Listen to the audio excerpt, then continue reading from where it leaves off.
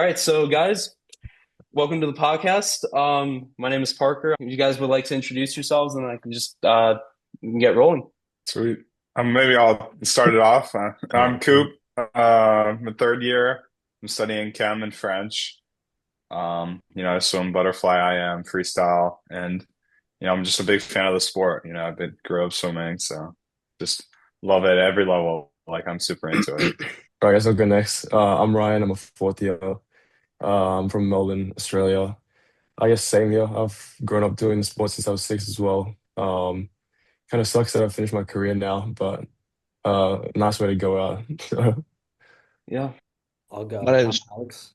Oh, no, you got it, you got all it. right. I'm Alex. I'm a second year doing economics and political science. I swim, freestyle, mostly mid distance and sprint and IM. Um, just same here. Love the sport. I've been swimming since I was about 8 years old. A big part of my life, and I'm happy to be on here talking about it. My name's John. I'm a sophomore, and I mainly do some sprint freestyle. I'm from Iowa originally, and doing it for the love of the game. I'm Misha. I'm a first year. I'm from DC. I swim mid distance free and backstroke, and yeah, love the sport. Been doing it since around 9. I Is think that that's all of everyone? us. Yeah. Yeah. Okay, we're good. All right. So my first question for you guys is, how did everyone personally feel about their NCAA meet? I felt happy with it. I think obviously we went up against some really tough conditions because our pool got shut down for 3 weeks before the meet. And so just like that mental battle, like, dealing with finals, having to like travel to a pool to like swim practice was like interesting. And so taking that like resilience into nationals was, I feel like, helpful in a way. Um, and so, I knew that we were all prepared for it, like we were all grinding the whole year. So obviously like I had a lot of trust in my teammates, but I also had trust in myself and just like went forward in every swim and it, worked out well. Obviously I'm proud of how I swam. Yeah, so this was my first NCs I've ever been to.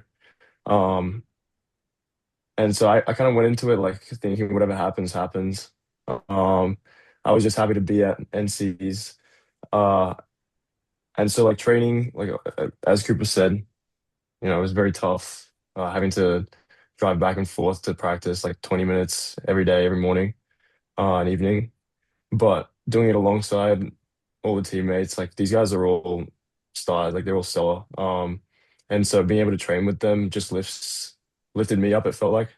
Even being at the meet, like I didn't swim the entire meet until the last day, but being able to get around each other was a lot of fun. And then it just like keeps your mind and keeps your nerves off, like actually racing. And finally the day came. And obviously I'm pretty stoked with how it went down. Don't really have anything else I guess I could have given along with these guys. They kind of I guess we all gave it what we could, and so I'm very very happy at how it ended up. Yeah, this is my second NCs, and I thought the same last year, but even kind of confirmed it this year. This got to be the most fun meet of the season. I mean, everyone's there, everyone's cheering. It gets super loud in there, and at least I can speak personally, my NCs, it was a lot of ups and downs. And I had a really good race, second day, terrible race, but had to pick it back up the third and fourth day, and just experience every emotion there is in the sport. And I think that's what really makes it special. Yeah, it's absolute blast to be competing out there with the fastest guys in the country, and especially with everyone on this amazing team. Yeah, I was pretty happy with how my NCTs went. Obviously the competition was pretty deep in those sprint events. And so every millisecond every millisecond matters there, especially in like 50 and 100. So I was pretty happy to be in that top three in both of those, especially given the other guys who were all really fast there too. But I think as a team we did pretty well. A lot of the freshmen stepped up and did what they needed to do. So I think it was one of our highest points years in history. So yeah, pretty happy with it. Yeah, I'd say mine was a good experience. This is first year, first NCAAs. So going into it, I didn't really know what to expect. And it was definitely very, I guess, very intense. It's probably probably one of the more higher, I guess, higher stakes meets I've been to, I think, in my life. So maybe I put a lot of pressure on myself, but I kind of like Alex said, there were for myself as well. There were highs, there were lows. It started off really well with the four medley relay. My individuals were also they were pretty good. And yeah, I'd say my biggest takeaway was just that it really is high stakes meet and nerves can get to you. Of course. But I'm excited for the future, so it'll be good. Oh yeah. What was like the biggest surprise for a lot of you guys this season? This is for everyone. Okay. Um, let's see. I mean, I don't have a good one. If anyone has a good surprise, maybe jump in. Other But I than got like one. the I got one. Coop not being swimmer of the year. That was my biggest one. Oh, it's a good one. No, I'm sorry. I'm sorry. That's like I was ready that's for that. I mean, I wasn't well, surprised at all, I think it's honestly. also tough because like the voting happens before the relay. I feel like it would have been a pretty general consensus that Coop would have been swimmer than me if they would have seen the way that he swam in the 100 free in the relay. That was kind of incredible after everything. Yeah, But he it's just did. like the way it worked out. Yeah, he did beat Jack leading off, I think. Yeah, Yeah, I Hmm. didn't get the almost beat the national national record, but I record. was close. Almost so close. Yeah, Yeah, coming back for next year. yeah. I think I think that was the most surprising relay. We weren't as confident going into that relay, especially at the start of the year, not knowing who would be on it at the end. But being able to set the national record and win it was pretty surprising. Yeah. I would say I would agree with the relay, but I'll kind of add on to that with the 800 free relay. I think that was a huge surprise. I think we swam so well in that. I mean, 6:22, like you just can't ask any more out of us. So yeah, even though we didn't win, it was an awesome race, and I was surprised by both teams. I thought we both swam absolutely lights out. It was fun to see. I guess adding on to that, I do think the eight free, like we were even talking and doing our own little calculations like the week going in, like oh what time do we think it's gonna take to win? And I think that blew all our like calculations that we could have done. We did not expect 6:22 to be the winning time. So just the fact that we both went that is super impressive. I mean, I guess I finally thought of something like I don't know what I was most surprised by was like how well we kind of built on each performance throughout the meet, and also particularly like how well the freshmen like showed up. Like every single one of them, contributed a lot to the team, like brought a lot of energy, and because like I remember my freshman year, it sucked, and I was such like a mental drain on our team because I was like in such a terrible mood after like I messed up every single swim. But I think all the guys this year and like all the first timers, like Lobo, like really focused, like we're totally positive, and we're just all about like that competition. And so I think that really allowed us to thrive and like take away a lot of great moments from the meet, like that 400 free relay, like the 800 free relay. Even though we didn't like win the meet overall, like we still did incredible as a team because of like that persistent focus. And I think that the first years really led that charge. I want to kind of build on that as well. What was your biggest memory of the season, whether it was at NCAAs or outside of that meet or just like from the team? I can go first with that one. And Ku's been talking a lot about the freshmen who were doing really well at NCs, but they're not on the call, but kind of shouting out David Gooten and Ethan Taylor. I think, and they're 200 back and 200 breast. I've never seen anyone go out as hard as David Gooten did on that 200 backstroke. That first hunter was that just completely shocked me. I was sitting in the warm down pool. I think my jaw actually dropped. It was insane. And then Ethan Taylor following that up in his 200 breaststroke was and that was so cool to watch. So I would say those are my biggest surprise of the season, honestly. Just seeing them go lights out on their race at the end. Yeah, I mean, I don't know. I would say my biggest surprise of the season was like, we come off of like our last chance meet. Everybody's feeling good. We're like, okay, it's time to lock in for Nats. And then we're like, word come down from the higher ups, like, yeah, we can't use the pool. We don't know when it's going to be back, and so we just had to like adapt to that. That was like very major, change, especially like going into finals, was really challenging. I know for everyone, like, early mornings or like taking a lot of extra time for travel. And then like, going to all the, we swam at like at least four different pools, every single person. So it was like having to adapt to that was, surprising and definitely a challenge, but I think everybody responded to it really well. I think one of the most surprising, I mean, this is kind of like surprise, but it's like also just something that like it was like a great moment was at the start of the 800 free relay when Alex was racing Jack Hill and he was already a 133.9 at that point. And so, like what can you do to compete against him? But then they like flipped together at the 100 and like Cooper turned around to me like right before he's about to dive in, his like jaw was like dropped and that got us really fired up. So No, so I was gonna ask like about what happened with the pool. Oh, I mean, I guess I don't know if we're allowed to. I feel like it's fine to say. Like, it's not like a bad I thing. mean, Like, I've been telling them at my part time, like I've been telling everyone at my part time job. I think yeah. it's like I fine. mean, it's not anything bad. Basically, like some drain covers needed to get replaced, and like they just didn't, and so the like Department of Public Health like shut us down basically. But there was nobody got hurt. Nothing was like actually dangerous. So it's just kind of like a liability issue. Yeah.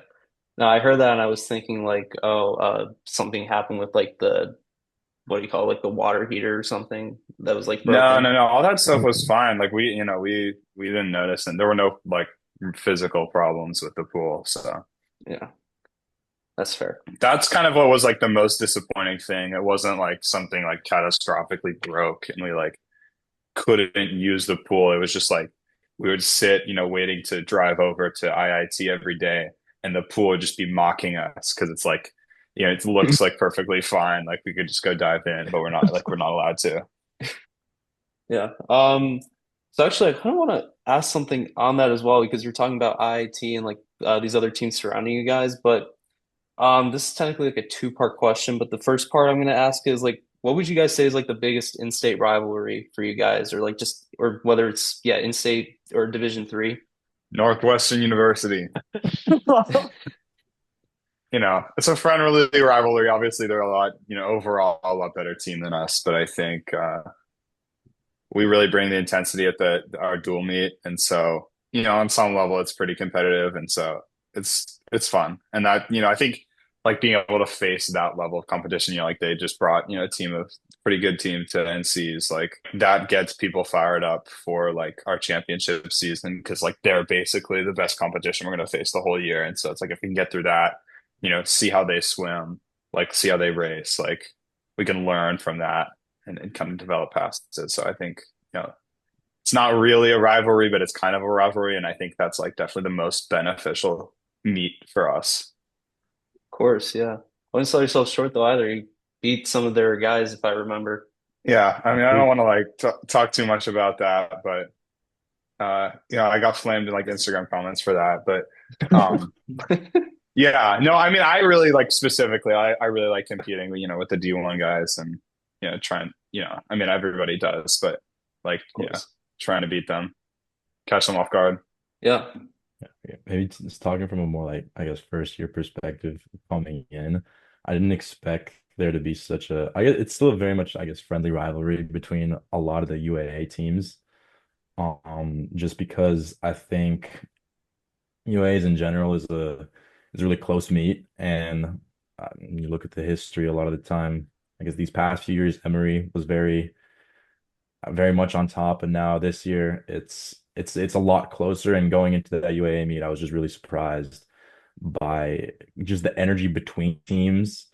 And I wouldn't necessarily call it a full-on rivalry just because we only really intersect at like UAAs and NCs. But it was just really fun to see that dynamic as well between those UAA teams. Yeah, I guess it's kind of tough to pick like a specific rivalry. It sort of changes throughout the season. When we have our dual meet against WashU, it's like, oh man, we gotta beat WashU.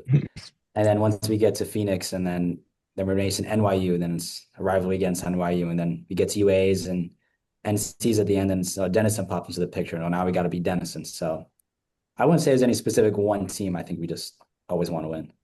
Maybe if nobody, or I mean, you guys can add later, but if I just circling back to the idea of like other teams, I was really, really mad that we didn't get the interviews this year because I wanted to shout out UIC and IIT for letting us use their pool. Because like obviously we would have been completely like, we would have swam terribly if we weren't allowed to, swim in a pool before nationals. So, we all really appreciate that. Of course, yeah. And like the coaches were super gracious about it and everything. So it's super fun to like get that experience too. Yeah. So we're gonna shift a bit. And now I'm gonna talk about just like Division 3 itself. What do you guys like all of you guys current like views on the landscape of Division 3 swimming and just like all the other teams right now where it's currently at? I can go first with this. There's a lot of talk uh like in D1 about, cutting, people getting cut from teams, a lot of people in the transfer portal, cutting out B finals. Like there's all these issues that need to be addressed. But I feel like those issues don't really exist in D3, at least for right now. And so, you know, like I saw some like comments on different Instagram posts about people like, oh, D3, the D3 meet's way better than D1 meet this year. Like people actually showing up to like the parents are there, especially, a lot of parents won't show up if there's no B finals and like all this other stuff. So I don't think I like the landscape of D3 right now. I think it's not, struggling with the same issues that D1 is. And so if like it can maintain its like own path, it's like, it's obviously a lot slower than D1. But it's different, and it's not necessarily a worse path. It's just, different than D1. Yeah, the thing that I really like about D3, and it's mostly the reason why I wanted to swim D3, and I was really excited about it, is you can really be a student athlete. You're not going to be pressured into putting sports first. Your education comes first. And at the same time, you're still an athlete, still super competitive. NCs is so much fun with D3. It's loud, people come to support. It's a great atmosphere, and everyone's racing, and everyone's still competitive. I think there's really common misconception about Division 3, and it's that, it's kind of dead. There's not a lot of competition. People don't care as much. I haven't found that to be the case at all. And people are really amped up to go up and race. Again, like John said, it might be a little slower, but everyone's racing. Everyone's competitive. It's still sports. I guess I can talk a little bit about another part of D3 that I've at least noticed. The past few years in general, I think the like just speed of Division 3 has been increasing at like such a crazy, crazy rate. I mean, you look at this year alone, so many of the events, it took a record time to win. Even the 8 free relay, where both relays were over 4 seconds under the record. I mean, you could probably look at what it took to A final this year, and that would probably be in contention to win even 5 years ago. And it's just really impressive to see that progression. And I'm sure a part of that is just, I guess, the natural like speed at which people get better, training gets better. But I think in D3 specifically, it's been really impressive how quickly these times have gotten faster. Lobo, do you want to go? I mean, I kind of just ditto everything. I remember talking to a senior, or like, yeah, like Arthur Kostello when I was a first year. And he said the same thing. It seems like D3 is just on a really fast track to just becoming faster and faster at an exponential rate. Um, yeah, he was saying like times that would be winning his first year, like are barely making NCs in his final year. And it just seems to be like the exact same thing happening, um, like for me as well. Um, but I think it's like a good thing for the sport. It's a good thing for D3 swim. Like competitiveness can't hurt. Getting faster can't hurt. Yeah, maybe adding to that a little bit. I mean, from the meets that I've been able to attend, like, I've gone to a few like national level meets that are, like obviously much faster, and I'm like the slowest one there, but it's like, you know, there's incredible swimming going on, but it's not exciting. But like the D3 meets, like conference and nationals, like we joke, like before the meets, whatever, we joke about like the stadium pulse, whatever, like on the relays and stuff. But it is like, it's so real, and it's like extremely exciting. And, getting to like feel like your team supporting you, like your teammates, your coaches, like everybody and the parents are like so into it. And so, like John was saying, like, yes, obviously it's much slower, but the intensity I think is probably a little bit more, in my opinion, from like, from what I've experienced. I guess Yeah, I I can definitely. talk about like, oh, sorry. Yeah, I guess I can talk about like um the difference. I can't really talk about from US perspective of like higher and like nationals, like D1 nationals and like events like that. But I can talk about Nats in Australia and just the difference between like NCs, like college nationals versus open Nats in Australia. There's like nothing like it. Like there's no environment or atmosphere that is replicated in Australia at any level. Like maybe in like high school meets and stuff, but then, stakes you could say like aren't as high. Um, but I think just like swimming in college has just been an amazing experience. Yeah, I mean, I loved my 4 years here. Um, yeah. I could speak a bit on that myself from my time. I swam for DePaul University, which is in the NCAC. Those conference meets, similar like UAA or the NESCAC meets, they're very insanely, just the crowds are crazy. It's a lot of just like team environment atmosphere. It's always insane at those meets. And same with NCAAs. I haven't actually been there yet personally. I almost went last year. Yeah, no, it's such an amazing experience. Just even from just every single angle of it. But speaking of Division 3 and the meet, what do you guys think was the most impressive swim of the meet this year? Just by anyone, even. By anyone, I mean, right away go to like how do you say it? Like Marich? Oh, Merch Sorry, I don't really Summeridovich, yeah. Yeah, that 100 breaststroke on the relay was like Oh, just yeah. unreal. I mean, I feel like there's no comparison to like any other swim. Um, just looking at like the D1 guys, like how many he outsplit, like pretty much everybody, including people in like top heat. Um, like Ethan had a great swim and he made Ethan look kind of like he was standing still in the water. Like it was just unreal. Um, so I think that was just by far the most impressive. You Yeah, know, I I don't know. think, yeah, I think echoing the same thing, especially like, um, the speed he came into college and then like how fast he is now, that's kind of incredible. The improvement, yeah, for sure. obviously you're looking at Cooper's races. All three of his were, you could just say those were, some of the best races there. He's right down by the national record. On top of those, um, Jack Hill's 133.9. That was a pretty insane. He skipped right over 134, never even touched it. So, Huh. that's like that. That's pretty on pace with like Cooper's 100 fly and events like that. It's absurd. I think I would agree with everything that's just been said. Jack Hill swims, Merrick swims, Coop swims were also incredible. Yeah, there's so many great, great races. On top of like just in general that breaststroke split, I think a team like Bates being able to accomplish something like that as well is also impressive in its own way. Where as a team you would look at the team standings and they're not necessarily up there at the top.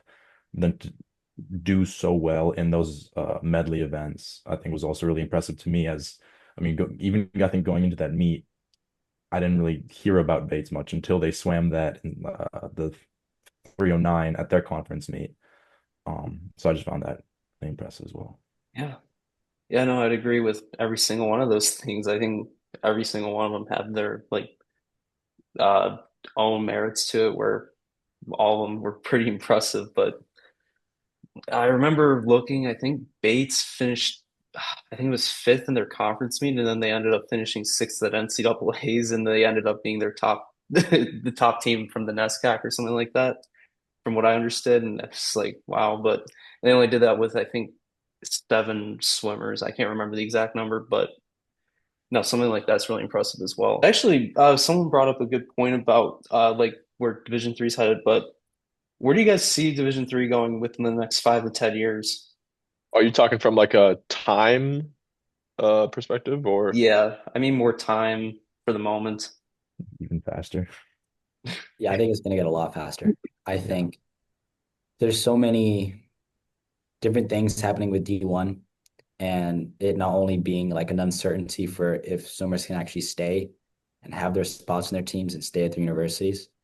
Um, I think it's just going to start trickling down into D2 and D3. Um, and I think people will also start to see the advantages of being in D3 and the type of schools they can go to.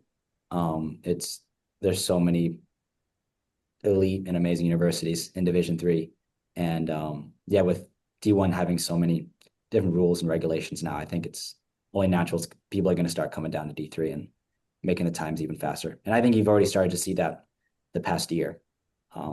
We talked about how fast it became this year with having to get a record to win all of your events.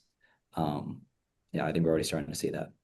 I mean, from my perspective, I think it's going to be pretty like unreal how much faster it gets. And that's like, the job started with Andrew Wilson, like, all his performances showing that like, it's definitely possible to attain, high D1 level speed at the D3, level. And so I think people are really starting to recognize and respect that now. And I think the training style is definitely evolving a lot. Speaking for our team, like our team's training has definitely evolved a lot in the 3 years that I've been here.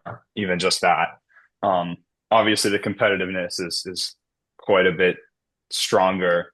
Like you said, like Bates making so much noise in the IM, like, there's a lot more teams that are able to contribute to, pushing the sport further and like getting faster, not just like Kenyon or Emory now. And so there's a lot more competitive in the mix, which only pushes people to get faster and faster. And I think, we're really recognizing like how valuable that is as a sport. And then obviously, like Schwartz was saying, people getting pushed out of D1. Like we already saw that this year. There's like I think it's really good for the sport. It breeds like more competitiveness, which I think is great. Like I'm all about that. And so, yeah, I mean, I'm really excited for it. I think we're gonna, at Chicago, we're trying to build something that lasts, stands the test of time with our records. So I'm excited, I'm excited for what we're gonna do next year, but I'm also excited for, what everybody after me is gonna do. Yeah, I think there's those two routes that both Alex and Cooper mentioned. There's obviously the trickle down effect from like D1 and D2, but then there's also, those like D3 bred swimmers who are like, they see the times they're going, they're getting faster, like, probably, they're dropping more time than most D1 guys. And so they're saying, oh, wow, I can like go these times. And then when they see someone at the very top, rip like a national record that's like extremely fast, like, I could give me like 2 or 3 years, I can do that. And so I think there's that aspect of when the top D3 guys really like set the bar high, that like the ones who are just coming in who may not be that fast, who came from like maybe a worse club or high school team, but have the room to improve, they can see that performance and then they can jump to that level once they get a little older. Yeah, I think did it to everything everyone's already said. I don't want to be repeating stuff. I think like swims. Well, I mean, there are a lot of sports that are similar to swim in the fact that you can't really have a career. You can't make a full like professional career out of swimming, or there's a very select few people that will. And so like difference between D1 and D3 is a lot smaller than let's say like football or like baseball, basketball. And you see like the ability for like people or swimmers to be dropping down into D3 and yeah, things like that. Yeah, of course. Maybe echoing a little bit also what John was saying. What I really love about D3 is like how it gives people space to improve, like develop. Like D3, the people that are the best D3 swimmers are the people that, you know, started off maybe not at the top and just develop year over year, get faster and faster. And so I think it's, obviously you see that at D1, but I think there's a little bit more focus on like you come in with all this star power, try to make a splash in your first year. And then, some people kind of just burn out after that, but it's really not at all like that in D3. Which I think, really is a testament to the level of commitment that, people, need to take with D3 swimming. And it's really exciting. Yeah, I agree. Such a very unique side of the sport in most ways, I'd say. I want to follow up on that though as well. I looked at it this year, and two of you guys, by the way, are in the top 10 all time in the 100 freestyle, you and Cooper and John. And this season, 7 of the 10 fastest ever were just from this season alone. But what events like in the future do you think are like prime for those like insane development for like the future of it? I mean, just in terms of record or just like depth overall. Both. I mean, I think, John could probably speak better on this than I can, but the freestyle really this year showed like so much more depth, so much more competitiveness, which really started with, I mean, not started with, but like really highlighted by Max Corey. Starting it off last year with some crazy swims, when he went that 18.5 at conference, like everybody knew like it's time for like D3 to like get really fast at freestyle. And then, you know, obviously they didn't quite get the record in the 50, but like 2:19.4s, and then record just got absolutely destroyed in the 100 and in the 200. Like I think freestyle really has a big room to improve. I mean, I'm trying to, try my best with the butterfly, as you know. But then, the backstroke will be tough. Like Tanner Fillion, obviously one of the probably top 3 all-time D3 swimmers. So maybe that'll take a little bit longer, but I think the freestyle right now is like the cutting edge. Something I think that also contributes to the freestyle depth, specifically, something I've noticed more in D3 than anywhere else is how take Alex, for example, he swam the 500 and the 100. And you have people swimming the mile and the 200. There's just a lot of people that can swim a large range of freestyle, specifically freestyle events that I don't think you would see in D1. In D1, a sprinter will swim the 50 and the 100, and maybe a mid-distance swimmer will swim the 200 and the 500. But in D3, you see a lot of these people being able to swim many different distances, which also contributes to that depth, because they can perform highly in across all the events.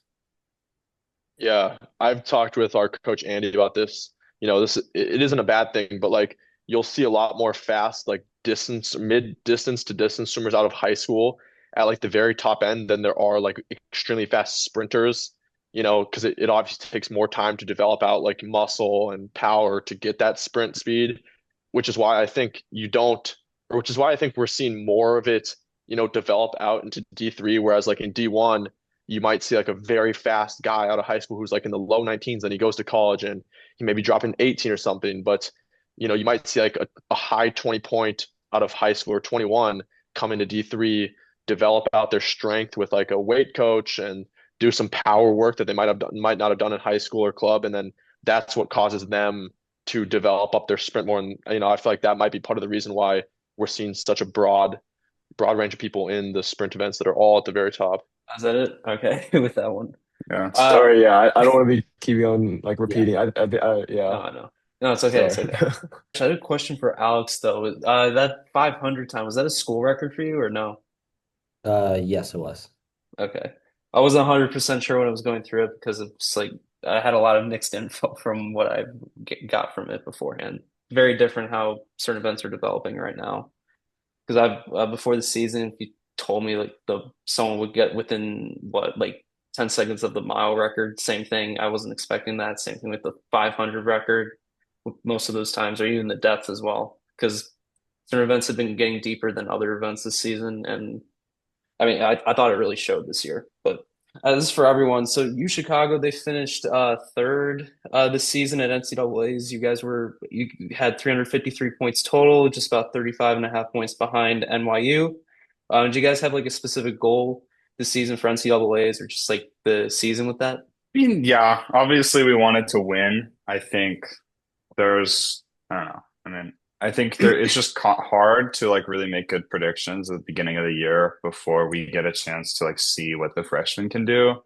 Because our team is like, you know, very dependent on the freshmen. As much as that like sucks to say, like we need the freshmen like if we're gonna win, but it's true because we're obviously very academics and professionally focused school, and so you know no like shade whatsoever, but like I like appreciate that guys are willing to like prioritize their careers and stuff as they get older, and so but going back to the point, you know we wanted to win, but we didn't know like, exactly how the freshmen were going to perform. And so I think for how everything looked going into the end of the season, like we did excellent. We exceeded like our expectations for how we're going to do. So obviously I'm very proud. Yeah, I mean, we have, of course, goals to win, but at the end of the day, like everybody swam as best as they could have swam this season. There's absolutely no regrets on, how people perform. So I think we still outperformed our goals, I would say, than that we set in the beginning of the season. Absolutely. I think we had a really strong class graduate last year. And so of course, like again, like it was even bigger emphasis on the freshmen, and they really showed up. It was pretty incredible how they all performed. Um, and again, yeah, of course, like goal is always to win. And, you kind of just you work towards that and see what happens at the end. Um, but I kind of want to add on to it. I'm really excited to see what these guys do next year. Like yeah, I don't want to say too much, but I think the incoming class is going to be great, and I think they're not losing too much, manpower. So we'll see what happens in the next upcoming years. It's going to be great. So this team, they were incredible last week with the relays. You guys, I think, won. What was it? I think it was three of the five relays, if I remember correctly. But what do you I guys think we think only got made? two. Oh, you only got two, and the runner-up, yeah. So what was Yeah. it though that made you guys like so successful just at NCAAs with like most of those relays, or what do you think it was? I can kind of take this one, especially, last year we took all three of the freestyle ones, and so, we were all kind of riding out like the freestyle U, that's what we were calling ourselves, and so, it was kind of just like we're kind of like we need to perform in, especially the the freestyle relays. We weren't as confident in the medleys, but they showed up this year, which was, you know, it wasn't surprising, but it was a good thing to see. But I think our confidence from last year's performance, led us into this year, especially with a few of the same guys, returning on the relays. We had three guys returning for the 800 free relay, and so um, just having that experience, and but also like the expectation. We've been performing well in these freestyle relays for so long. We gotta continue the trend. Yeah, I think especially with the relays, we're a pretty close team. Like we all are very supportive, but also really competitive, like for each other. And I think that really shows off when it comes time for relays because everybody steps up. Everybody takes it up a notch than they would in their individuals. It starts with just training.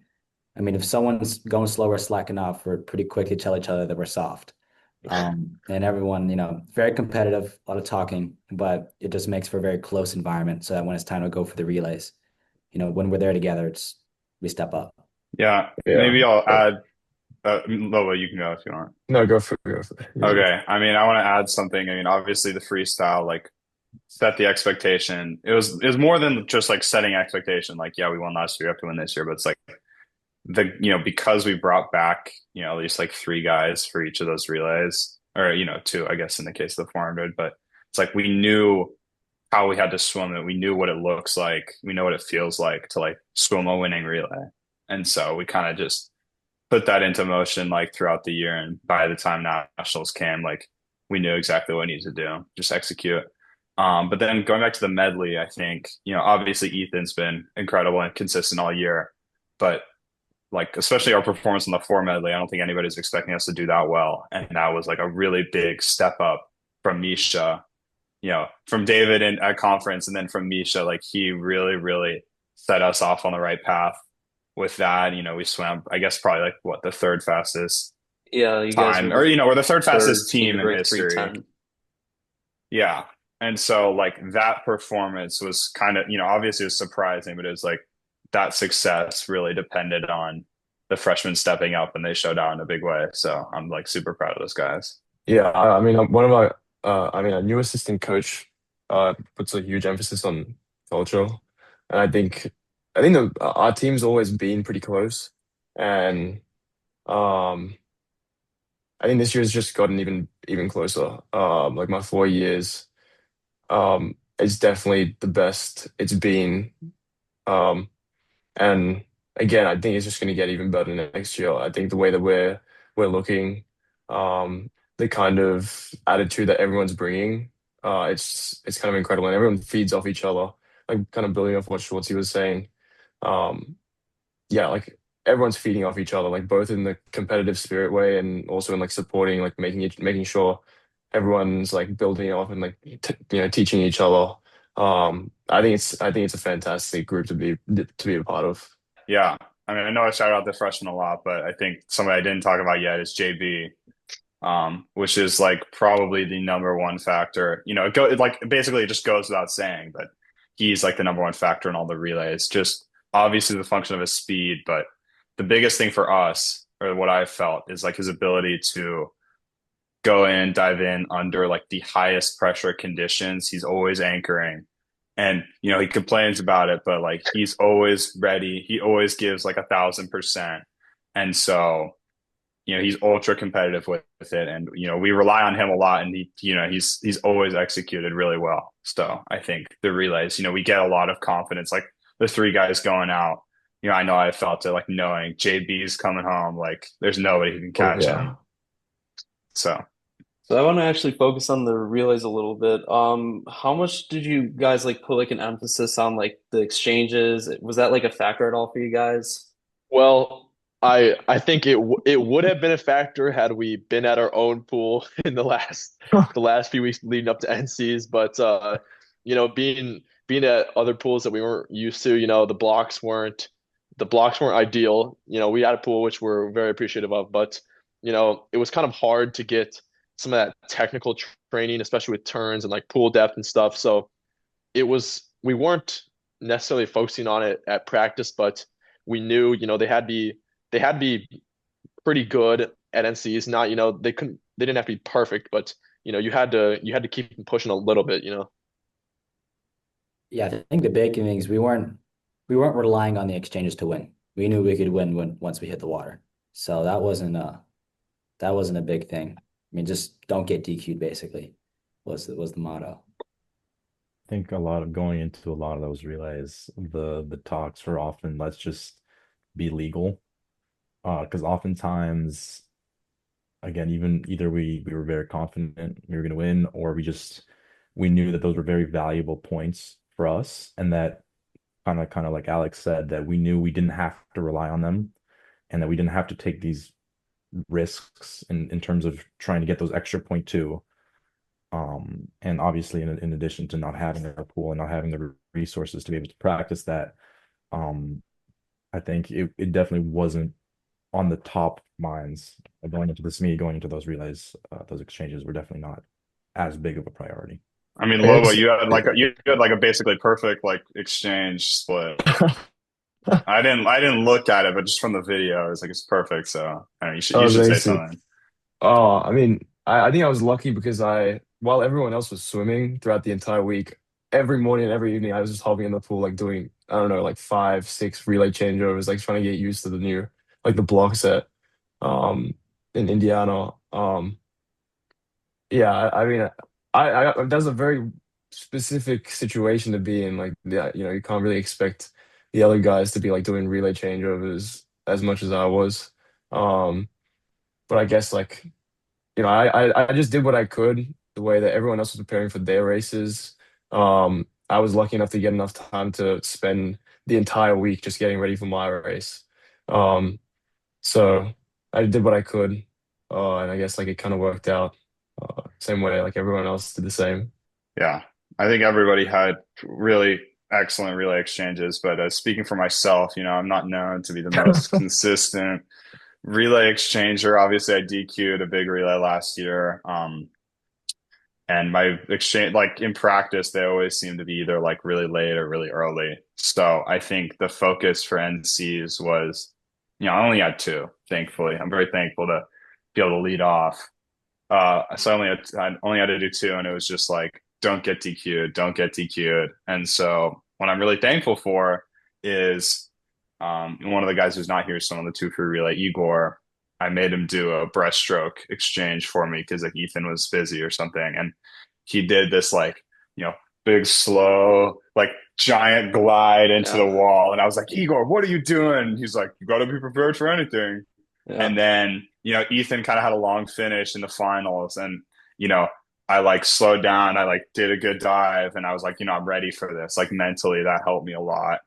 And, even though it's kind of unexpected. So, I think just being prepared for anything, but then obviously, like Schwartzy and JB were saying, like not relying on the starts. Like we know we've got excellent swimmers once we hit the water, and like the reaction time is really not important. So This was more for like the relay swimmers, but this honestly is for everyone because every single one of you guys, I think, were on relays at this meet.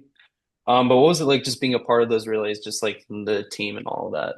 I Oh, can yeah. start since I was anchoring, a few of them. I get to like watch the suffering of like the three guys in front of me when they have to like sprint 100 or 250. So, it's like, I get to see I get to see, their emotions and what they're preparing for before I have to go in.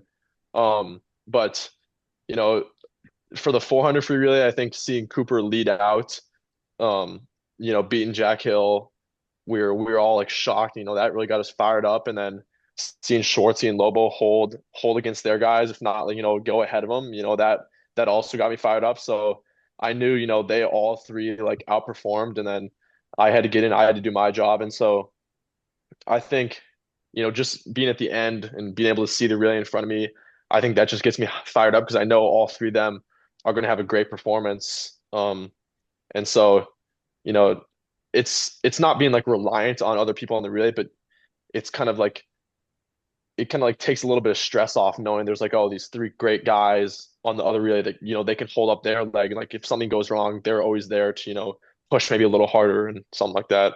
Yeah, I think in my opinion, the most fun part is just the walkout.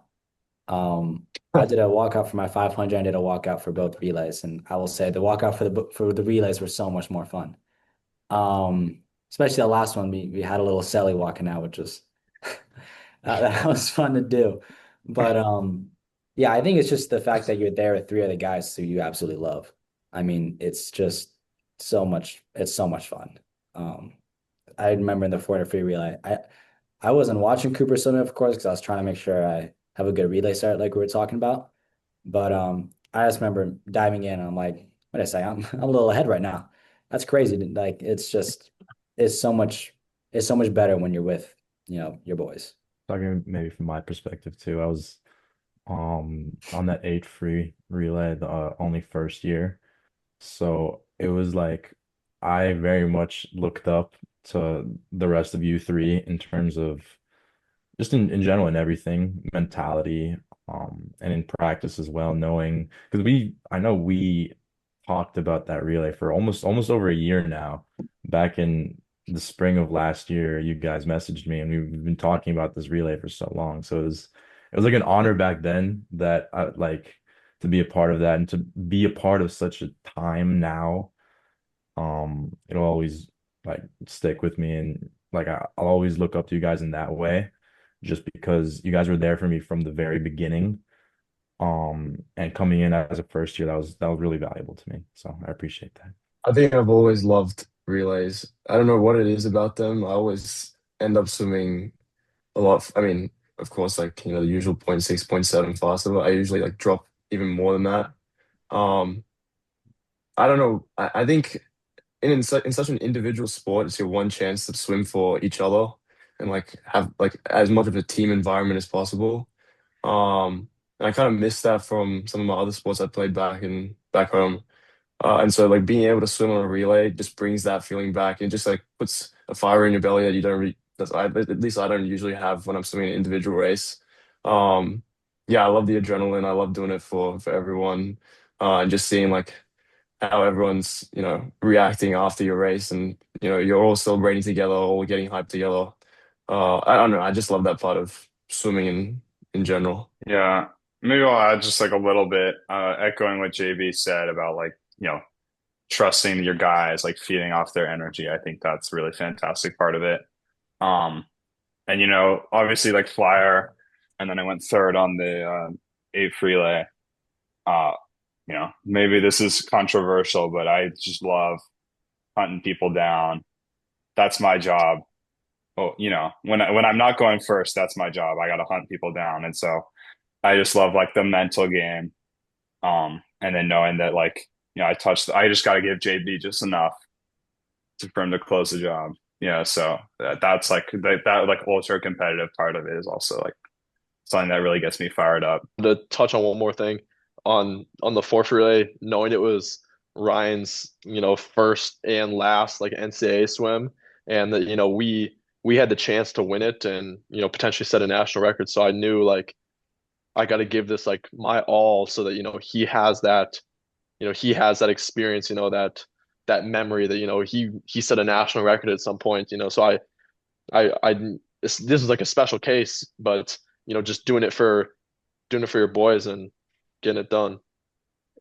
Yeah, I It still remember. feels so unreal. It's so crazy. Oh yeah, Coop, tell them. Yeah, I remember when we were at conference. I mean, obviously, like obviously the nationals was incredible, but I remember at conference, um, we knew Igor wasn't going to be able to swim. He was on the conference relay, but like we were like we need to beat our time to qualify Lobo. He's on it, like, and so we did like our cheer, like our relay cheer before the race wasn't like beat the other team, do this, do that. It was like Lobo. Like that was our cheer. Like we're Bro, doing it no. for him. Yeah. And I feel like that feeling of like, it's for something greater than yourself. That's like really valuable. I feel like I've been really spoiled this year, like by my entire team. I don't know. It feels like a fairy tale ending to my swim career. And like at every point, it was just like support from every single one of my teammates. Yeah, like I remember coming into the season just thinking like my goal is to make NCs. I don't even know if it's gonna happen. I ended up making plans like to go skiing for the first time in my life, like over spring break. Because I like it was a dream, like it was a goal, but I was like, "Oh, I don't know if it's gonna happen." And then at UAAs, like we get closer and closer. I'm like, damn, this could possibly happen. And so I mean, every step of the way, I was just kind of sweating it. I was like, okay, okay, fine. I'm like, I finally made the finals at like final the A relay at UAAs. But we got to like actually swim faster than we did at Phoenix. And then at NCs again, like, okay, I need to make the A final. Oh, I need to make the relay again at night. Okay, we've made the relay at night, but now we got to beat Tennyson. So at every point there was like another hurdle. I felt like, damn, it's just like it's still like out of grasp. And then like once we all got there, it was like, damn, I just I couldn't believe it. I was like, wow, like it just felt like a fairy tale. I don't know. It still Yeah. does. I think at some point I'm gonna process it, but it just hasn't hit yet. Yeah, of course. Actually, I'm gonna be switching over now to more like individual questions to ask each of you guys, but I want to start with Lobo because I originally wrote it in, but I don't know what I did with it. But so this was your last season at UChicago. You obviously hadn't been to NCAAs before, and I didn't even realize that when I was going through everything. But now, what was it like just like for the first time, just going to NCAAs, just being on that, just you're just there for the 400 free relay swam prelims. I think you were 44 mid or something like that on the prelim relay, and then ended up being on that national record relay, going 44-1 in the finals on your last swim, just setting that NCAA record. What was that feeling like? Um, yeah, I kind of touched on it before. Like it feels so unreal. Like I'm still in disbelief that it happened. Um, oh, I don't even know where to start. I guess I'll give 2 points of it. I guess I'll give like the swim itself, and then I kind of want to talk about everything after as well. Um, so in the morning, I went that 44.5, which was like 0.03 off like my best relay split. I went up 44. I went up 44.53, and I went up 44.5 at UAAs, but I had like missed every wall in the morning. And I was like really annoyed by it. I came like straight over to our coach, and I was like, Coach, I can go so much faster tonight. Like I know I can. I just got to hit those walls. And he was like, yeah, don't worry. Like you'll get that second shot. And so in the evening, like as I was like taking a nap between sessions, I was just like I was trying to visualize it, like you know how everyone does. Like you just close your eyes and you try to like imagine yourself going through it. I like kind of couldn't sleep. I was just imagining all the different scenarios of, oh, do I dive in? If I dive in front of the guy next to me, then I just got to hold the lead. Or if I dive in right next to him, then I just got to try and stay like a body length, or half a body length behind at least. Um, it was so much racing in my mind, but oh, sorry, I do have to add, like the day before, I was kind of tweaking a little bit. So I gave Cooper a call and I was like, yo, I need some help. Like I need to just like plan out my day so I can just relax. And he like kind of sat me down. He was like, okay, we're gonna be racing at this time. I was like, let's work back from there. So we're gonna be getting here at this time, and just like sitting down and being able to talk with someone and like plan it all out because I hadn't raced the entire week and just felt like everything was just coming down to this one point. That was sick. That was really nice. I was able to like get some actual good sleep. Um, then whatever, the relay happened, got into the relay in the final. Then we just swam how we swam. I like ended up hitting each of my walls. I remember like the last five strokes, it hurt so bad. Like, I mean, as it usually does. Everyone says it, but it felt different this time because I was like, damn, this is the last five strokes of my entire career. Like, it doesn't matter. If the muscle like falls off my bone, it doesn't matter. I'm just like trying to rip it. So I was dying, but I just pushed it as hard as I could. I don't think I've ever been below like a 21-0 or a 21-1 out in like a relay split. I think I split like a 20.6 out. So I don't know how like I brought that last 25 back. Um, and then after all that happened, I had to go over and get my warm-ups because I just didn't get the memo. Everyone else had warm-ups on, and I had like my gray hoodie on.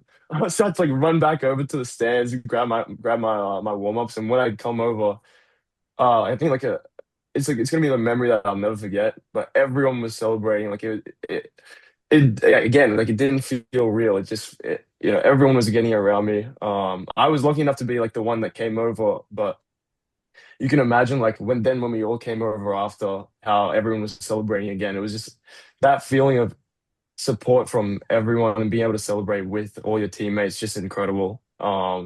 Again, yeah, and I'm really grateful that I was able to do it with these guys. Yeah, Oh, I'm glad you went a bit into that. I'm glad to hear about that and yeah. how Sorry, just awesome I it kind of went. I was. kind of went a little too much into detail there. No, I don't blame you. I'm happy you shared it. That sounds really awesome.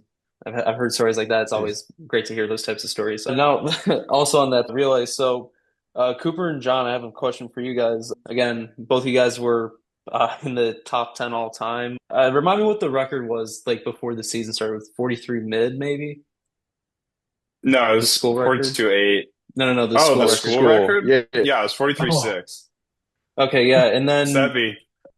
yeah, and then if I remember right, I think John broke it first at midseason. He was 43-1 there, and then I can't remember who broke it first at and no, it went down at UAAs again, I think, if I remember right.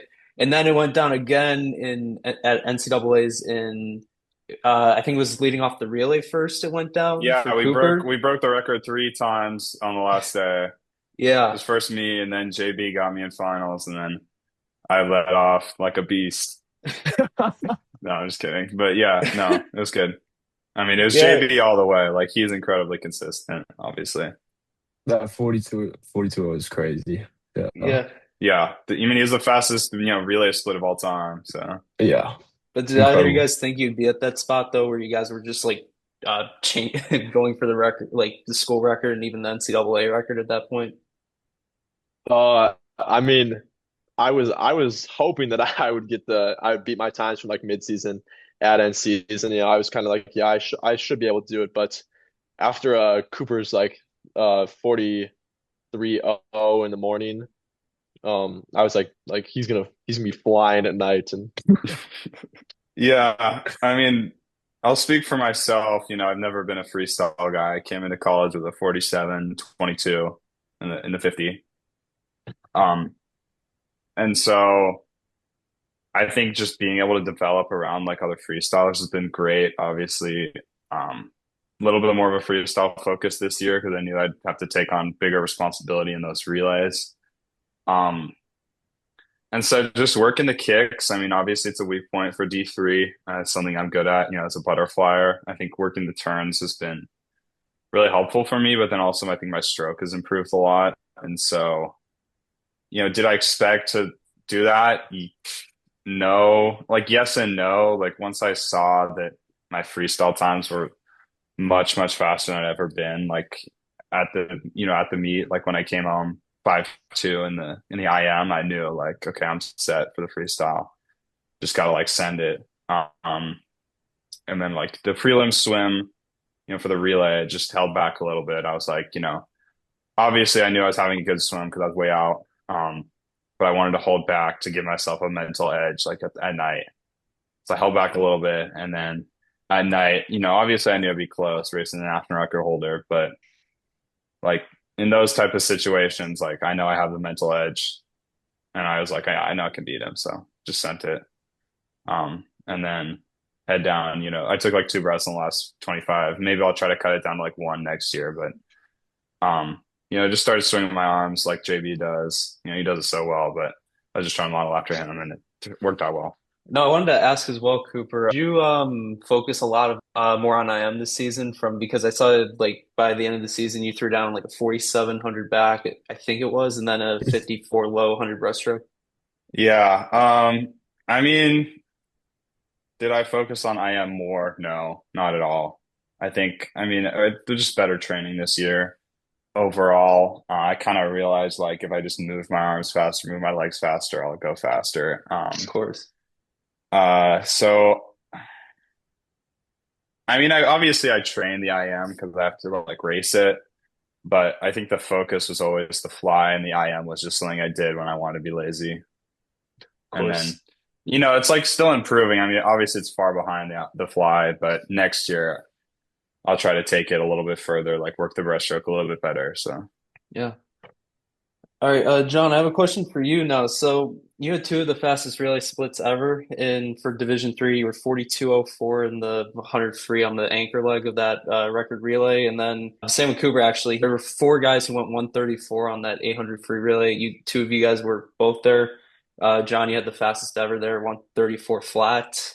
With those, like as well as like your individual performances, did any of them like really surprise you at all, or no? I think the most surprising was the 42-0, just because my three 100 frees before that weren't necessarily as good as I had hoped they were going to be.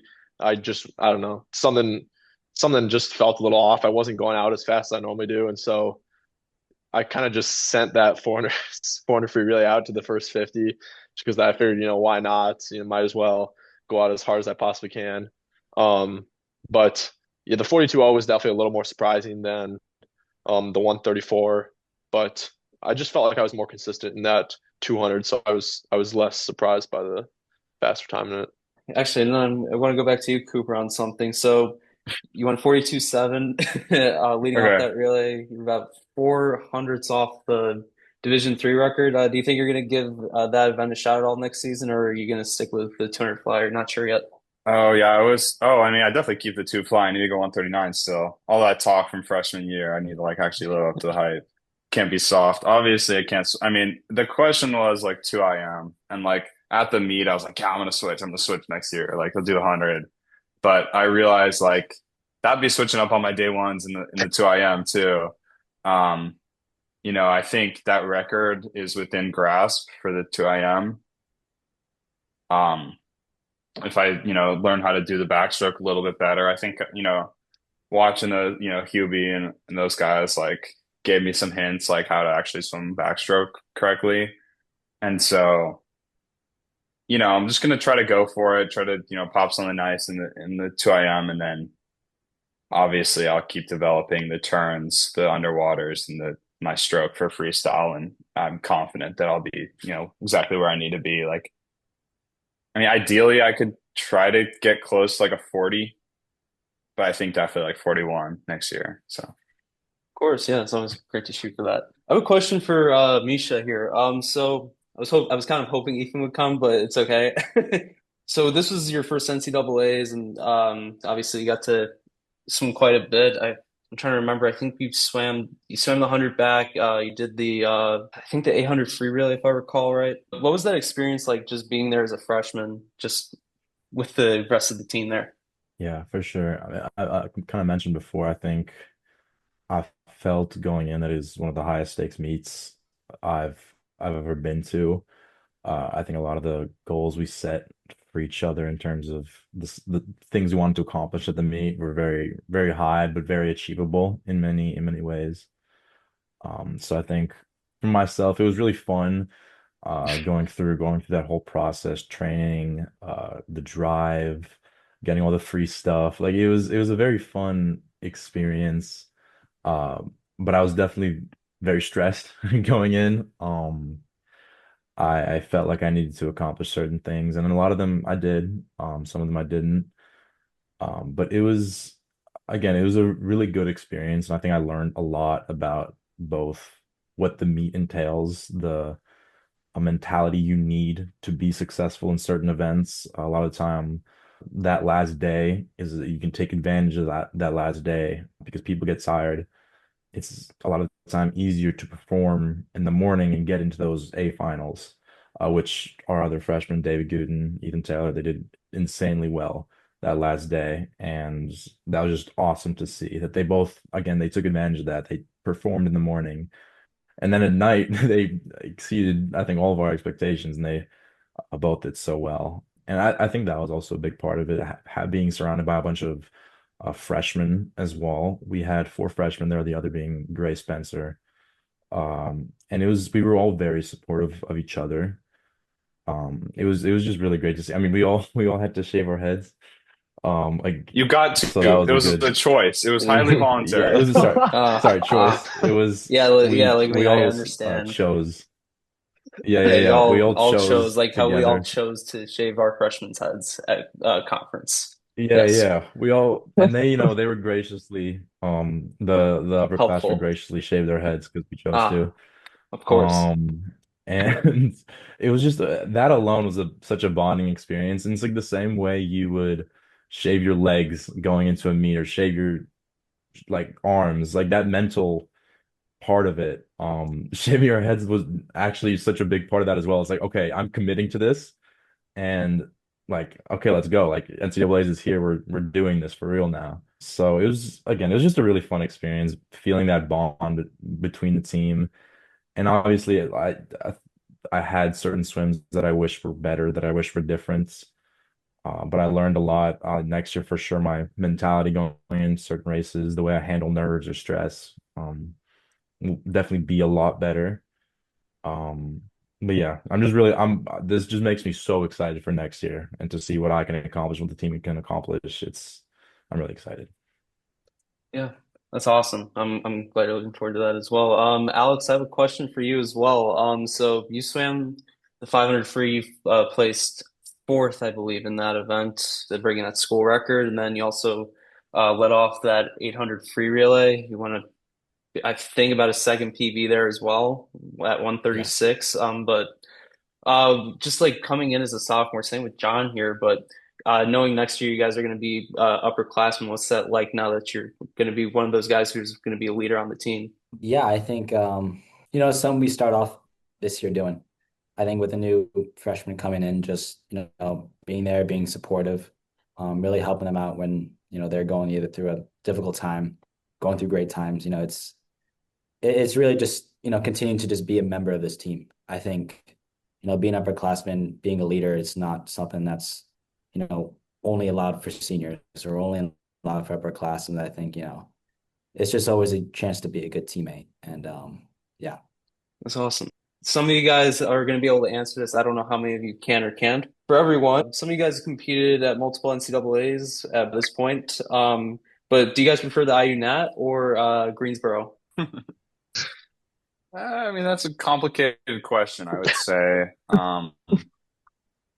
The I don't know, certain extra swimming, outside of swimming factors, or maybe a little bit more tense, um, and regulated at IU.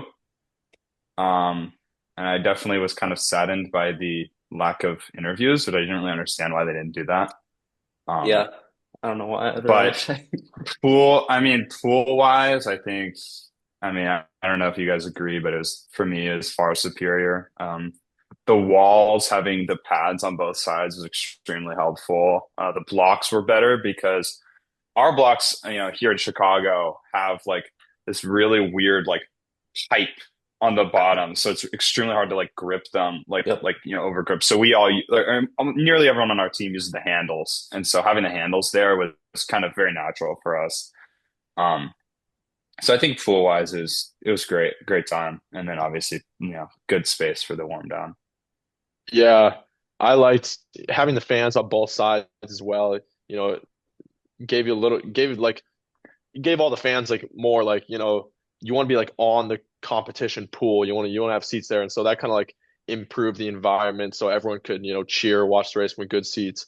But yeah, from the pool standpoint, I also think it was better than Greensboro. But I'm not sure if Cooper kind of touched on the policies, but I'm not sure if it's like a NCAA policy or if it's just like a Indiana specific thing, but there were some things with like getting out and warming down before the awards where they were like strict about it, and so you didn't really have much time to like cool down. Then you're stuck standing there in a tech suit after you just sprinted for like 3 minutes, and like you just get gassed so easily. So I don't know.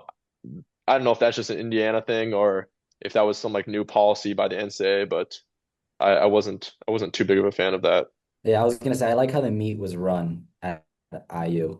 But I'm sure like the pool itself, I think I'm gonna disagree with y'all. I'm gonna go with Greensboro. I think I like I just think the blocks I like the blocks better at Greensboro. The pool temperature I think was better at Greensboro, and the IU just has a weird the bottom of the pool is like kind of shiny and reflective. I wasn't the biggest fan of that. But I think this year is the walkouts were really cool. Interviews, yeah, unfortunately we couldn't get those, but The I think walkouts were extremely fun. yeah, Sorry, didn't mean to interrupt, but no, I would agree with you on that. And I actually the biggest thing I think was the cold tub.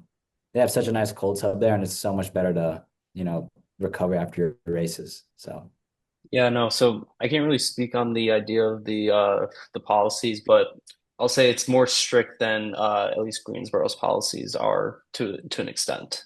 I was very thankful at least that they let us do the choose walkout songs.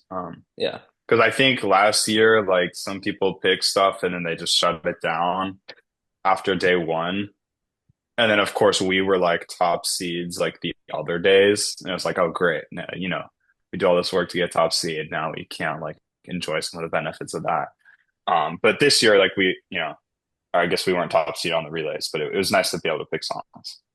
And it was cool, and it was also nice knowing because you could like ask the other, the teams who were top seed, like, what'd you pick as your song? And sometimes they like to play a little game, like, oh, I don't know, what's the song we picked? But it was just fun. Like, it engages us with the other teams, and that was nice. So, of course, yeah. So we're getting towards the end of this. I still have a few more questions to ask you guys. This last section is going to be a bit more of like a fun section about it, but the first thing I want to ask you guys, so from what I understand, none of you guys have lived in Chicago before coming there for college. What place do you guys like to go to in the city when either you're off of training or outside of classes, just in general? I'm from Chicago myself. I would just like to know. I know Cooper JV's Shabu Plus. Oh, I love Shabu. I actually had a different answer. I was going to say Costco. Man, that place is great. big. I love the Costco, but obviously just walking around downtown, like that's what I fell in love with. Like that's why I wanted to come here partly. Was just it's so beautiful. It's such a beautiful city and um but yeah, I'll defer to the other guys on everything else. Something that me and Coop did last summer was we would go swim open water in the lake frequently in the mornings, and that was actually like, that was like the greatest. That was like the greatest times of the summer, like getting out there when the lake is perfectly smooth and nobody's out, and we just go swim, a mile in the lake, and it was just like the highlight of my summer. It This sounds like a isn't lot quite of downtown, but Chinatown. Chinatown is so great. This the food. It's you always end up eating so much there. It's amazing. course. This is Yeah, I also think not Chicago has what. some great food. I know like our friends in New York will probably like disagree, but I think Chicago's got some amazing spots. I think also Chicago really reminds me of home. Like it reminds me of Melbourne a lot. Just like on steroids. It's a lot bigger, got a lot more places, a lot more people. Yeah, I love traveling, going downtown, just being able to spend time in the city. For me, mine again, not really exactly downtown.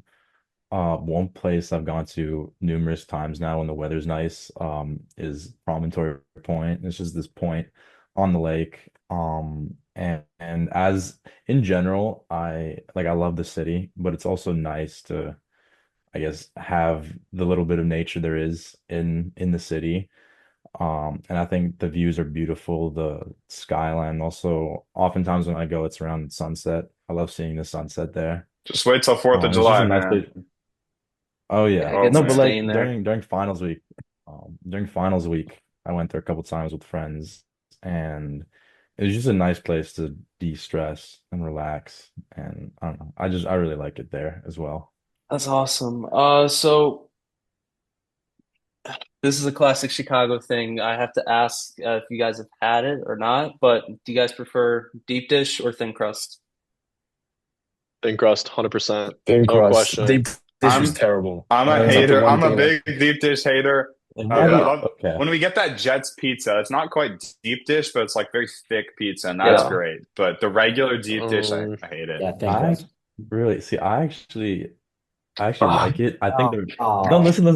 get a I load of think this they're, guy. but listen, you can't Oh, you're call gonna get a load both. of this guy. You can't call both pizza in the same sense. I can enjoy both in very separate contexts. On a day-to-day basis, I'll take the thin crust. But I'm telling you, when it's like cold out and you want something very filling, like a good like deep dish pizza is actually like but I don't eat it like a pizza. That's the thing. I eat it like its own thing. Um see how they're all laughing, but like yeah. I don't mind it. Of course, yeah. I mean, I would eat deep dish. It's decent, but I like thin crust so much better. Yeah. I'm just not a sheet. So. God, what's your guys' favorite like place to get it at? oh, I think we like never go buy pizza. yeah. yeah. I It's feel true. It's like always there's something. like Yeah. It's always like catered for some event, usually like after meet. yeah. I mean, After the meet when we get the Jets pizza, it's great. That's really Oh my God. I don't know if you know, there's like a newer restaurant. I think it's, I think it might be in like River North, Pizza Michi. You ever heard of that? I think so, but Way I've that heard. sounds Yeah. very new. It is, yeah, it is. I think it was just like a few months ago. I mean, it is the greatest thin crust Damn. you've ever had. Of course, yeah. So I'm from the suburbs more or less, but there's two places I always recommend just people whenever they're in the city or either in the city or in the suburbs. It's either Barnaby's or Lou Malnati's. That for you guys because you love thin crust, they have both really good thin crust, but they also have deep dish. No, Lou Malnati's has deep dish, but I think I've heard of Barnaby's, that before, yeah, that place before. Yeah. yeah, they're really good, but. Yeah. Any plans for the summer, guys? Are you guys any of you guys competing this summer? Like at nationals, sectionals, futures, anything like that? Well, me, Cooper have been talking about this, since we're both probably going to stay here. Alex probably too. I don't know about Misha and Lobo, but we were thinking maybe about potentially competing at the Illinois like senior state out at Westmont. But outside of that, I'm not sure about any others. Yeah, I was just gonna be in a trip back home in DC, so I'll be going back home and just train with my club. But I'll be doing things on my own on the side because I mean I won't be lifting through my club, but I think I'll surely find other people to work out with if our other freshman that went to NC's, Gray Spencer, he's also from the DC area. He's also still, I don't think he's fully sure where he's going to be this summer, but I'll find my way around. Yeah, I guess kind of bittersweet for me. Yeah. I think like I've been lucky enough to leave the sport like uh in like a healthy way, I guess. Like I noticed a lot of my friends that um like especially back home who like finished the sport, they like never want to touch the pool again. Like they'll do running, they'll do some other type of sport, like they'll do rugby, cricket, whatever. Um and I thought that was gonna be me for a while, but I think the way that it finished out, um, I think I'll definitely continue it. Like just training, alongside gym, rock climbing, or like whatever other sports I decide to continue doing. Yeah, but I don't know if I think competing, it was like a nice way to put like a full stop on on my career. Yeah. So I don't know if competitions are in the foreseeable future for me. Kind of bittersweet, but yeah, nice way to finish. Yeah, of course. I should mention this. I'm still training. I'm going back home probably to Chicago as well. But probably end up going to senior state regardless of that, whatever happens Oh there. yeah. Yeah. But yeah, Yeah. no, that meet's always a lot of fun. I know Garrett Klessen's been there. He was there last year. Seen him most years there whenever I've been there. Yeah, catch our medley relay, man. It's gonna be great. Yeah. Yeah. I mean, I was thinking about going to Nats, and that kind of basically just depends on whether we have a pool or not. And I guess like, what my work schedule looks like because my lab work is very flexible. So it just depends where like the training kind of takes us. But I'm definitely like not opposed to going because I think it could be fun, like going back home, to Cali could be nice. Yeah, I love that pool. And just like that high level competition, I think gets me really fired up for what's next. Yeah, of course. So I have one last question for you guys. What goals do each of you guys have for next season as well for the team? They're gonna win Nats. They're gonna win Nats next year. Come on now. I mean, we say it every year, but like I think next year it's gonna be amazing. It's gonna be. I'm gonna watch it. I'm gonna be excited to watch. One of my goals for the team is to sweep all 5 relays. That's realistic. That's realistic. Oh, come on now, Lee. That's ambitious. I mean, I don't. Well, that medley will be tough, but It'll be tough, but it's possible. We got the With freshmen Taiki. coming. Once we get Oh. Taiki kicked into full with secret weapon Taiki, bro, they don't know. They do not know about Taiki.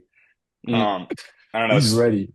Yeah, speaking for myself, I mean, I won't say anything about personal goals, but I think as a team, just getting everybody on board, focused up, that was the biggest thing that I saw this year was separating people, was people who were focused from, day one to nationals did amazing. And then people who got caught up in, the drama, the this, the that, the whatever, didn't perform as well, didn't, perform to our expectations, didn't perform to their own expectations. I think it was, really frustrating for them. And so, obviously that's my job as a captain. Like I need to do better about setting the expectation, setting the standard, holding people to it a little bit better and like regulating the team a little bit better. So that's, we're starting that tomorrow.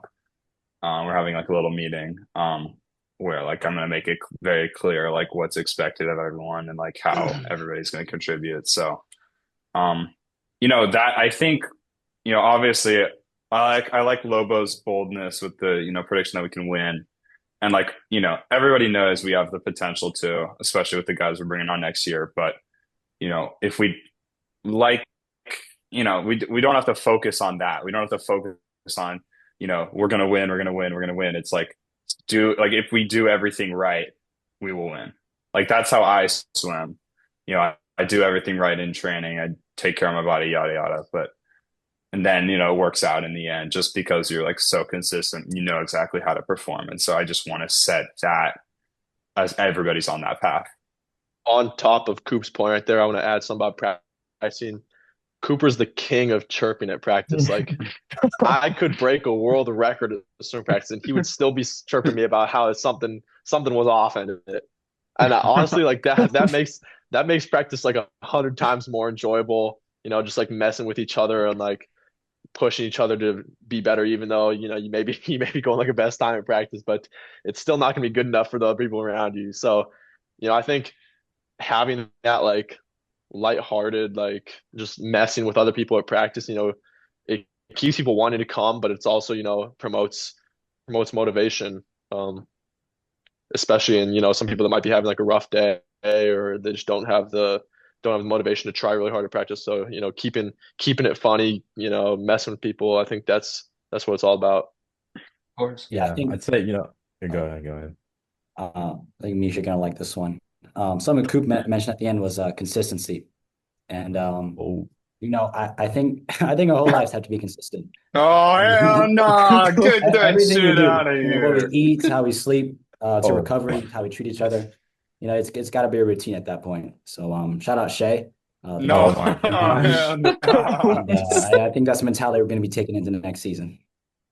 Of course. Um, okay. We're Well, taking Wembenyama mentality into next Yeah, season, I bro. mean that I clearly read a that's how book you at every win. game. It's the winning Mamba mentality right there.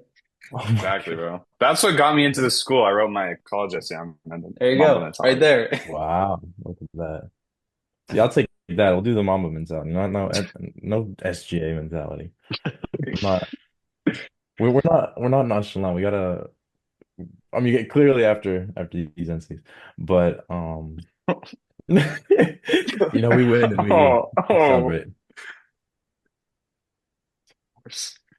Oh my God, yeah, no. So my goal for just next season is to be on either on deck in Greensboro or up in the booth in there at NCAA's next year, watching you guys and just every other team there. But no, that made it so much fun to be at, and even watching it just here in Italy, it's a crazy thing to just experience, just knowing just like the personal stuff behind it as well, and just like you're building up to that point for over just several months of work just to get to this point. So yeah, any of you guys have closing thoughts before we end it here? Speak now. I'm happy to hear anything else. I talked a lot about the freshmen and I talked, about everybody on this team did incredible. But I think there's one person who like exceeded everybody probably in like the entire world's expectations. That's Gray Spencer. He came Oh yeah, on, top recruit. came, Top recruit. he put on his cap, we can do custom caps. He put on his cap top recruit. Like it's ironic, but like because like he's a walk on and he has the most killer mindset of anyone I've ever met, like way beyond me. And he was like so focused from, before day one on just like getting better, improving, working hard in practice, like doing the little things right. And so that, he's hard on himself at times, but the success that he had, like the improvements that he made, I think really inspired everybody at nationals, like to do better. Like we would not have done as well as we did without his performances. And so I think that was like, even though he didn't a final, like it was incredible to like for him to bring that energy in. So I think that was like something really special that, we're all looking forward to next year. Yeah. Yeah. Yeah, thank you Thank guys you. all for coming on. Thank you, Lobo, Misha, Cooper, Alex, and JB. I appreciate the last almost 2 hours of this. It was great to talk to you guys, and hopefully I'll see some of you guys over the summer as well when I'm back home.